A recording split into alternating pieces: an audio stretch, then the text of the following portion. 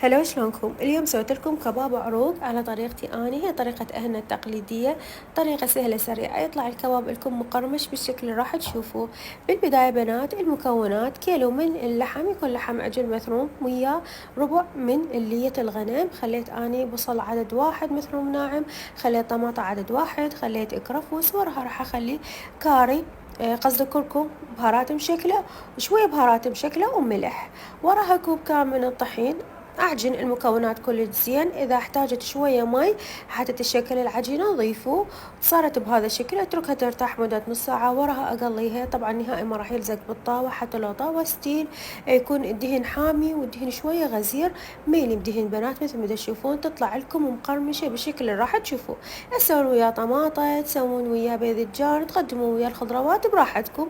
ولهنا خلصت وصفتنا، علينا وعليكم بألف عافية. إذا أكو ملاحظة أو استفسار كتبوا لي بالتعليقات.